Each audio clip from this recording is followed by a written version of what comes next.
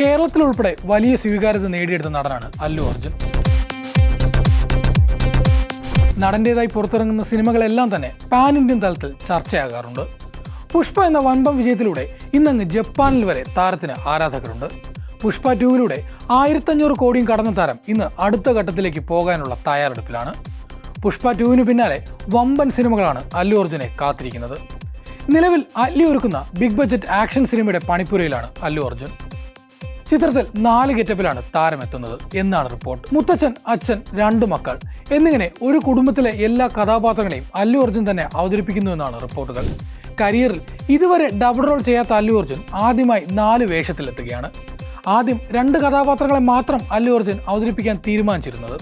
ചിത്രത്തിന്റെ ഷൂട്ടിംഗ് ഇപ്പോൾ പുരോഗമിക്കുകയാണ്. സിനിമയുടെ ബഡ്ജറ്റ് 800 കോടിക്ക് മുകളിലായിരിക്കും എന്നാണ് പിങ്ക് വില്ല അടക്കം റിപ്പോർട്ട് ചെയ്യുന്നത്.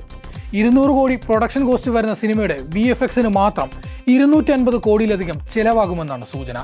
ഇതോടെ ഇന്ത്യൻ സിനിമയിലെ തന്നെ ഏറ്റവും വലിയ പ്രൊജക്ടുകളിൽ ഒന്നായി ഇത് മാറുമെന്നാണ് വിലയിരുത്തലുകൾ. അല്ലു അർജുന്റെ 22ാമത്തെ ചിത്രവും അല്ലിയുടെ 6ാമത്തെ സിനിമയുമാണിത്. ഈ വമ്പൻ പ്രൊജക്ടിന്റെ നിർമ്മാണം സൺ പിക്ചേഴ്സിന്റെ ബാനറിൽ കലാനിധിമാരനാണ്. അല്ലി ചിത്രത്തിന് പിന്നാലെ ലോകേഷ് കനകരാജ് ഒരുക്കുന്ന സിനിമയിലാണ് അല്ലു അഭിനയിക്കാൻ ഒരുങ്ങുന്നത്.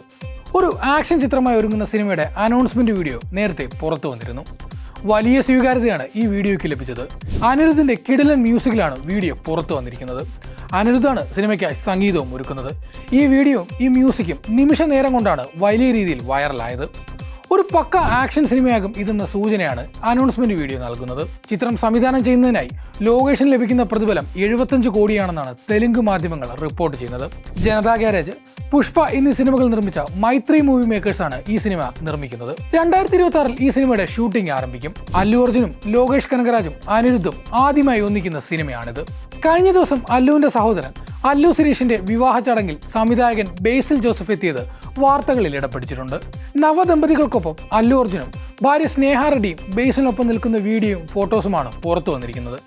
ഇതിന് പിന്നാലെയാണ് അല്ലു അർജുനെ നായകനാക്കി ബേസിൽ സിനിമയൊരുക്കുന്നു എന്ന റിപ്പോർട്ടുകൾ ഉടലെടുത്തത്. ലോകേഷ് ചിത്രത്തിന് പിന്നാലെ അല്ലുവിന്റെ 24ാം ചിത്രമായി ബേസിൽ ചിത്രം പുറത്തിറങ്ങുമെന്നും റിപ്പോർട്ടുണ്ട്. നേരത്തെ രൺവീർ സിംഗിനെ നായകനാക്കി ബേസിൽ ചെയ്യാനിരുന്ന ശക്തിമാനാണ് അല്ലുവിനെ നായകനാക്കി ഇപ്പോൾ അണിയറയിൽ ഒരുങ്ങുന്നതെന്നും സംസാരമുണ്ട്. അല്ലിക്കും ലോകേഷിനുമൊപ്പം തമിഴ് മാർക്കറ്റിനെ കീഴടക്കിയതിനു ശേഷം തന്റെ സ്വന്തം തട്ടകമായ കേരളത്തിലെ സ്വാധീനം ഒന്നുകൂടി ബേസിൽ ചിത്രത്തിലൂടെ ഊട്ടിയുറപ്പിക്കാൻ കഴിയുമെന്നാണ് അല്ലു അർജുൻ ആരാധകർ പറയുന്നത്. ഇവയ്ക്കെല്ലാം ശേഷം ഹിറ്റ് മേക്കർ സന്ദീപ് റെഡ്ഡി വാങ്കിക്കൊപ്പമുള്ള സിനിമയും അല്ലു അർജുൻ്റെതായി പുറത്തിറങ്ങാനുണ്ട്. സീരീസ് ആണ് സിനിമ നിർമ്മിക്കാൻ പോകുന്നത്. സന്ദീപിന്റെ ഇനി പുറത്തിറങ്ങാനുള്ള പ്രഭാസ് ചിത്രം സ്പിരിറ്റിന് ശേഷമാകും ഈ അല്ലു അർജുൻ സിനിമയുടെ പണിപ്പുരയിലേക്ക് കടക്കുക. വമ്പൻ ബാനറുകളും നിർമ്മാതാക്കളുമാണ് അല്ലുവിന്റെ ഡേറ്റിനായി കാത്തിരിക്കുന്നത്. എന്തായാലും ഈ സിനിമകളെല്ലാം വിജയിച്ചാൽ നമ്മൾ കാണാൻ പോകുന്നത് പുതിയൊരു അല്ലു അർജുൻ മാനിയെ തന്നെയാകും.